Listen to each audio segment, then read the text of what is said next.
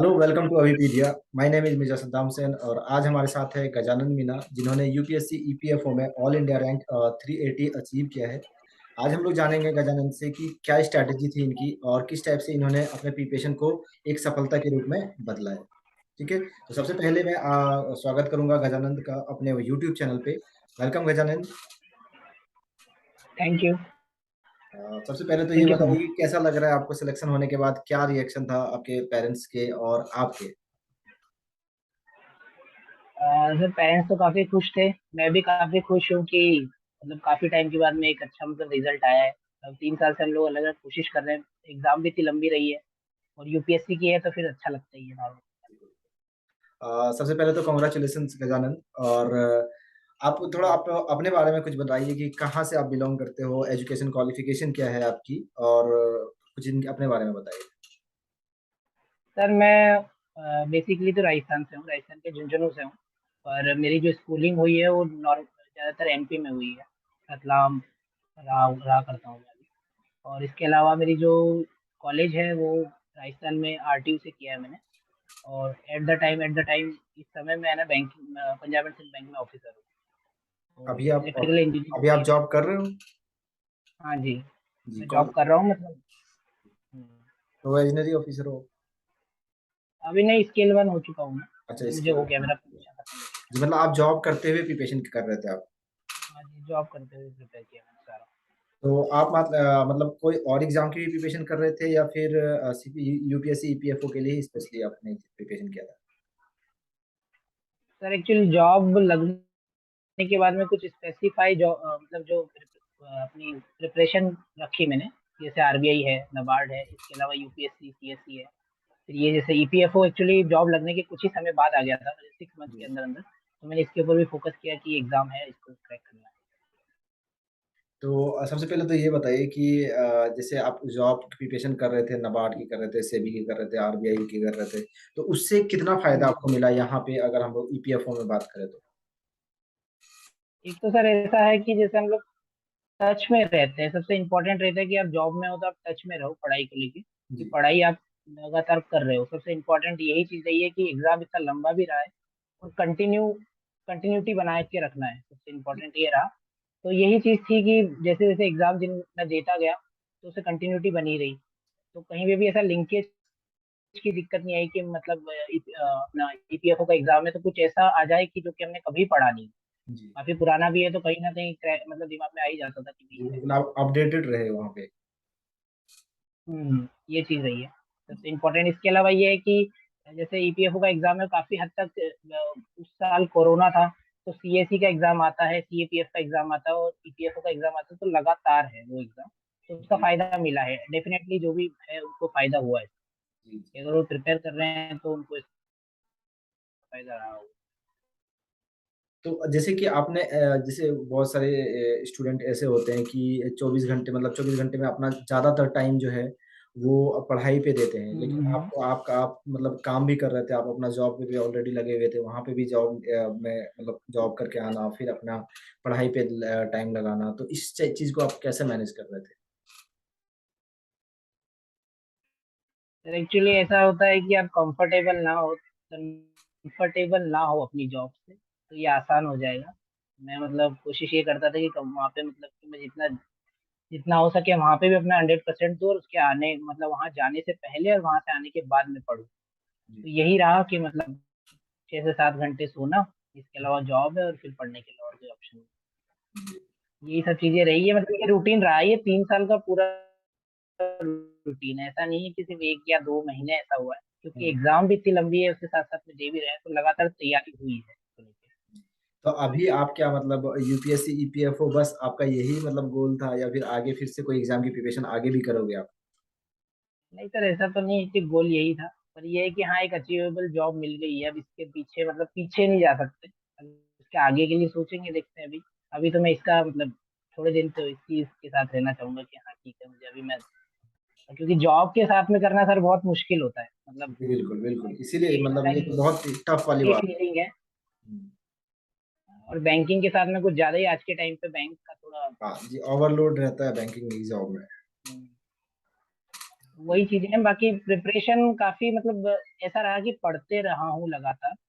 और सीएसई का जो कोर्स है उससे काफी सारी चीजें ओवरलैप हो रही है। थोड़ा लेबर लॉ है, अकाउंटिंग है, ये सब चीजें अलग है, जिसके अंदर मतलब जैसे आपका इंस्टीट्यूट है तो उन्होंने भी मेरी हेल्प करी है। जो गोयल सर थे उनका जो लास्ट में एमसीक्यूज वगैरह का जो है वो सीरीज काफी हेल्पफुल रही है, क्योंकि लास्ट टाइम पे हम लोग मतलब कहीं ना कहीं ये चाहते हैं कि हम ज्यादा से ज्यादा चीजें गैदर कर लें, तो उसमें काफी हेल्पफुल रही है। और इसके अलावा ये है कि आपका जो चैनल था उसके ऊपर भी कुछ चीजें मिली हैं, पीडीएफ वगैरह, तो वो काफी हेल्पफुल रही है। Thank you. और आपकी मान लीजिए कि अगर हम लोग देखें कि आप पहले बैंकिंग एग्जाम की प्रिपरेशन कर रहे थे, तो मतलब जैसे यहाँ पे आपके लगभग 8-9 से सब्जेक्ट थे ईपीएफओ में, तो कौन सा एरिया आपका हम्म। वीक एरिया था या फिर कौन सा एरिया आपके फेवर में थे? वीक एरियाज के लिए आपने क्या किया, फेवर एरियाज के कितना टाइम दिया, क्या स्ट्रेटेजी थी आपकी? सर जैसे कि वीक, सबसे वीक तो मेरा अकाउंटिंग ही था, क्योंकि जी। वैसे तो मैं बैंकिंग में हूँ, पर अकाउंटिंग इंजीनियरिंग जो करता है उसके लिए थोड़ा सा मुश्किल है। जी। तो उसके लिए ये रहा कि जैसे यूपीएससी का तो सीधा फॉर्मूला है कि आप उसके पुराने पेपर देखो। जी। एक तो ये रहता है, दूसरा एक ही लेक्चर्स लेके जितना उसको कवर कर सको उतना अच्छा है। तो वो तो जैसे लेक्चर तो आपके यहाँ से लिए गए ज्यादातर। और इसके अलावा जैसे कुछ कॉमर्स के स्टूडेंट हैं उनसे बात करके अकाउंटिंग जितना सिंपल हो सके उतना समझने की कोशिश करी। जी। और बाकी ये सबसे ज्यादा था। लेबर लॉस के लिए इतना मतलब इतना टाइम नहीं लगा है। लेबर लॉस सही से पढ़ा जाता तो 2 हफ्ते से ज्यादा का है नहीं, 2 हफ्ते में कवर हो जाता है। ये चीजें और हैं। इनके जो आपके जो पॉलिटी थी, इसके बाद इकोनॉमिक्स हो गया, फ्रीडम, इंडियन फ्रीडम हम्म। स्ट्रगल थी, इसके लिए क्या स्ट्रेटेजी थी आपकी? सर एक्चुअली जैसे मैंने बताया, मैं सीएससी की भी कर ही रहा हूँ साथ में तैयारी। अच्छा। अभी भी है जारी, तो उसका कहीं ना कहीं उसका वो पढ़ा हुआ मुझे अभी यहाँ पे काम आया है, कि वहां से जो पढ़ा हुआ है वो उसको मैंने यहाँ पे यूज किया है। तो ऐसा है ना कि जैसे हम कुछ पढ़ते हैं, जो भी पढ़ा हुआ होता है वो कभी ऐसा नहीं होता कि खराब हो जाता है। तो वही चीज हुई है कि वहां पढ़ा और यहाँ पे उसको यूज कर लिया, ये सब चीजें। और अगर हम लोग देखें कि करंट अफेयर की अगर हम लोग बात करें कि करंट अफेयर एक बड़ा रोल प्ले करता है, चाहे वो आपके आरटीआई एग्जाम हो, आरटी का एग्जाम हो, या फिर आपके इंटरव्यू का एग्जाम हो, तो उसमें मतलब करंट अफेयर को आपने कैसे, करंट अफेयर के लिए क्या स्ट्रेटेजी थी आप? सर जैसे मैं अभी काफी टाइम से एक ही स्ट्रेटेजी पे काम कर रहा हूँ कि वो फिल्टर आउट करता हूँ। जी। कि सभी का अलग अलग रहता है। जैसे कि जो चीजें, कुछ चीजें ऐसी होती है हमें जो एक एक बार में हमें याद रहती है, हमेशा वो इवेंट हमेशा याद रहते हैं। और कुछ इवेंट होते हैं जिन्हें हमें पढ़ना होता है। जो पढ़ना होता है उससे मैं सिर्फ राइट डाउन करता हूँ। उसके अलावा जो मुझे एक बार में पता चल चुका है कि हाँ ये चीज, तो मैं उसे नहीं करता हूँ। ये चीज लगा मतलब मैंने शुरू से मतलब ये एग्जाम आने से पहले से मैं यही चीज कर रहा हूँ कि मैं लगातार वही नोट्स बना रहा हूँ, या नोट या उनको रख रहा हूँ जो कि मुझे याद नहीं रहता। ईपीएफओ में यही सब चीजें हुई हैं। क्वेश्चन तो मुझे अभी याद नहीं आ रहे, बाकी उसका मिला है मुझे मतलब काफी फायदा। और जैसे कि अगर हम लोग इंग्लिश की बात करें, क्योंकि इंग्लिश भी बहुत बड़ा रोल प्ले किया था इसमें, आपके यूपीएससी ईपीएफओ एग्जाम में बहुत सारे क्वेश्चन, जैसे 10 से 15 क्वेश्चन ईपीएफओ के में इंग्लिश के पूछे गए थे, तो इंग्लिश की स्ट्रेटेजी आपकी क्या क्या रही थी? सर मैं इंग्लिश बैकग्राउंड से हूँ तो मुझे इतनी प्रॉब्लम तो नहीं आई। नॉर्मल मतलब जो नॉर्मल हम पढ़ते हैं वही सब चीजें। बाकी इन चीजों में भी मैं यही बोलूंगा कि यूपीएससी के पुराने पेपर देखने से काफी हद तक चीजें सॉल्व हो जाती हैं, कि हम अगर उसको उस पैटर्न को भी फॉलो करें। और कुछ चीजें है कि ऑड वन आउट वाला कॉन्सेप्ट भी लगा सकते हैं, अगर लगाना चाहो तो आप। जैसे मान लीजिए कोई बच्चा है, जो बहुत सारे बच्चे ऐसे भी होते हैं जो हिंदी मीडियम के होते हैं, और उनको अगर आप सजेशन कुछ देना चाहते हो कि इंग्लिश को कैसे आप इसको डील कर सकते हो, क्योंकि ये जो इंग्लिश आता है आपके ईपीएफओ में आया पूछा गया था, वो थोड़े एसएससी लेवल के पूछे गए थे, वो कम्प्रीहेंशन ये सारी चीजें नहीं हम्म। थी, एरर पूछा गया था, फिल इन द ब्लैंक्स पूछे गए थे, सिनोनिम्स एंटोनिम्स पूछे गए थे। तो अगर इनकी मतलब इसकी अगर कोई स्ट्रेटेजी हो, या फिर जो बच्चे कमजोर हैं या फिर इंग्लिश में दिक्कत आती है, ज्यादातर स्टूडेंट के साथ ऐसा होता है, तो उनके लिए मतलब क्या आप कुछ सजेशन देना चाहते हो? इंग्लिश में जैसा अभी जो पैटर्न देखा जा रहा है उसमें ये लगता है कि प्रैक्टिस सबसे ज्यादा जरूरी है। जितने पेपर आप सॉल्व कर लोगे तो काफी हद तक आपका एरिया कवर हो जाएगा। जी। अब 100% तो गारंटी नहीं होगी, पर काफी हद तक आप कवर कर लोगे उसमें। अगर आप गैस भी करोगे किसी चीज को तो वो फिर आप कुछ हद तक सही कर पाओगे। कि अगर आप कहीं मतलब टिक भी लगा रहे हो, जैसे अभी डिप्टी डायरेक्टर का जो एग्जाम हुआ था ये साइड का, उसमें ये चीजें यूज की है मैंने, कि चीजें सही हो जाती है। अगर आप मतलब पढ़ रहे हो, आप न्यूज पेपर पढ़ सकते हो। सबसे इम्पोर्टेंट है कि द हिंदू पढ़ो आप। द हिंदू का काफी अच्छा रोल रहता है इसके अंदर, कि आपकी वोकेबुलरी बढ़ती है अच्छे से, तो वो चीज कर सकते हैं। और बाकी जैसे कि हाँ मतलब हम लोगों ने आपके एमसीक्यू सीरीज भी चलाते हैं हम लोग यूट्यूब पे, ठीक है, यूट्यूब पे जैसे जनरल अकाउंटिंग हम्म। प्रिंसिपल हो गया, उसके बाद इंडियन फ्रीडम स्ट्रगल हो गया, industrial relation and labour law हो गई, इसके लिए हम लोगों ने बहुत सारे एमसीक्यू सीरीज भी चलाया था। तो क्या उससे आपको फायदा कुछ हुआ था?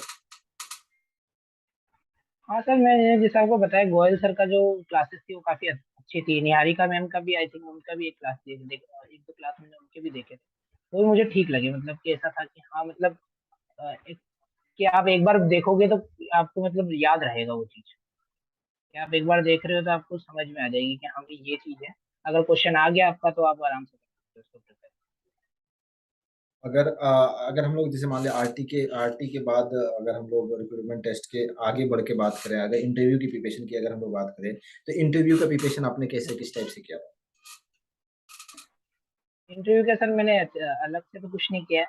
मतलब मेरे फ्रेंड्स वगैरह के साथ में बैठकर मैंने ऐसे स्ट्रेटेजी बनाई कि मैं क्या क्वेश्चन किया जा सकता है, क्या नहीं किया जा सकता है, किस तरीके से क्या होगा। तो काफी हद तक हम लोगों ने मतलब कि बना लिया था कि हाँ ये चीजें आ सकती है, ये पूछा जा सकता है। क्योंकि मेरा बैकग्राउंड बैंकिंग का है और मैं काम कर रहा हूँ, तो मुझे ये तो पता था कि बैंक से काफी सारी चीजें पूछी जा सकती है। बाकी हॉबी के ऊपर काफी ज्यादा फोकस रहा है मेरा। एक्चुअली इंटरव्यू शुरू ही हॉबी से हुआ, और लगभग आई थिंक मेरा आधा इंटरव्यू हॉबी के ऊपर ही रहा है। तो हॉबी के ऊपर मैंने काफी काम किया था कि हॉबी अगर मेरे से पूछा जाएगा तो मैं उसको सही प्रिपेयर करूँ। ये थी। और इसके अलावा इलेक्ट्रिकल इंजीनियरिंग के ऊपर मेरे को क्वेश्चन थे, ये मैंने प्रिपेयर किए थे। मतलब मैंने पहले से ही कि ये क्वेश्चन आ सकते हैं, यहाँ यहाँ से उठ सकता है सवाल। बाकी ऐसा है कि नॉर्मल एकदम वहाँ पे मतलब कॉन्फिडेंट रहने रहूँ, ये सब चीज़ों पे प्रिपरेशन ज़्यादा की, वहाँ पे घबराऊँ नहीं। जी। आपने जैसे हम लोग फ्री इनिशिएटिव लेते हैं अभिपीडिया के द्वारा और इंटरव्यू की प्रिपरेशन करवाते हैं, तो क्या उससे कितना हेल्प हुआ था आपको? जैसे कि मॉक इंटरव्यू हो गया, इसके अलावा आपके पर्सनलाइज क्वेश्चन बैंक हो गए, तो उनसे क्या कितना हेल्प हुआ था? तो उसमें से ऐसा था कि जैसे कुछ क्वेश्चन थे जो मतलब मैंने आपको भी भेजा था, अभी पीडिया को भी, और वहां से कुछ एक दो क्वेश्चन थे जो शायद मुझे डायरेक्टली पूछ लिए गए थे। पर ये है कि कहीं ना कहीं इंटरव्यू में कॉन्फिडेंस दिखना चाहिए आपके अंदर। वो सब चीजें है ना, एक मॉक इंटरव्यू देने के बाद ही आएगा। मैं दे नहीं पाया, ये एक अलग है कि मैं दे नहीं पाया, क्योंकि वर्किंग शेड्यूल होने की वजह से मुझे इतना समय मिला। और अगर यहाँ पे जितने भी अभी बहुत सारे मतलब स्टूडेंट हैं जो एपीएफसी की प्रिपरेशन कर रहे हैं, यानी यूपीएससी ईपीएफओ के पैटर्न पे ही है, तो उनको कुछ सजेशन अगर आप देना हम्म। चाहते हैं तो क्या देना चाहोगे? सर एग्जाम का तो अभी जैसे एपीएफसी का है, तो एपीएफसी का नोटिफिकेशन आने में टाइम लग रहा है, तो हो सकता है कि एग्जाम होने में भी थोड़ा समय लग जाए। हम मान के चलते हैं, जैसा ईपीएफओ ईओ में हुआ है। तो सबसे पहले तो अपने आप को प्रिपेयर रखें। एक अगर लंबी जर्नी आपने लेनी है तो आप पहले प्रिपेयर रहें। दूसरा ये है कि जितना चीजें आप आसानी से पढ़ सकते हो पहले पढ़ें, और उसके बाद मतलब वो बाद में उसको छोड़ दीजिए। इतना टेंशन वाली बात नहीं है कि अगर आपका नहीं हो रहा है, पर जितने आप क्वेश्चन करके आए वो सही करके आए पेपर के अंदर। क्योंकि जितना आपकी एक्यूरेसी सबसे ज्यादा इंपॉर्टेंट रही, हर एग्जाम में अभी एक्यूरेसी सबसे ज्यादा इंपॉर्टेंट है। चाहे हम आरबीआई का एग्जाम ले, आरबीआई का भी ले लें, या फिर पीएससी का आप कट ऑफ देख सकते हैं। एक्यूरेसी ज्यादा इंपॉर्टेंट है ना कि कट ऑफ। अभी कट ऑफ काफी ज्यादा कम रह रही है। तो ये चीजें लगती है कि आप प्रिपेयर करें, और जिसको प्रिपेयर करें उसको सॉलिड प्रिपेयर करें, कि वहां से कुछ भी आएगा तो उसे ना छोड़े। वो तो आपको गैदर होना चाहिए। बाकी जो नहीं आया तो वो आपके अलावा सभी को ही नहीं आ रहा होगा। ईपीएफओ में भी ऐसे काफी सारे टॉपिक्स थे जो किसी मतलब कि अगर आपको नहीं आ रहा तो किसी को भी नहीं आ रहा होगा, एकदम अलग मतलब अपने अलग आप को चीज है। पॉजिटिव रखना है। उसमें मतलब कि आप वहां जाके आप घबरा जाएंगे तो फिर काम नहीं चलेगा। थैंक यू गजानंद, आपसे बात करके बहुत अच्छा लगा, और आई होप आपने जो सजेशन दिए हैं बच्चों को, उनको उनको उनसे फायदा मिले, और वो भी आप एक दिन सिलेक्शन ले, और आपके जगह जैसे मैं आपका इंटरव्यू कर रहा हूँ वो उनका इंटरव्यू मैं करूँ फिर दोबारा। And thank you and congratulation once again for your selection. Thank you. Okay. ठीक।